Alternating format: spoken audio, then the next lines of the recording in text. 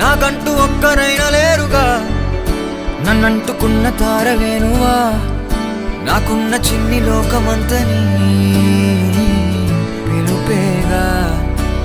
తేరిపార చూడసాగెను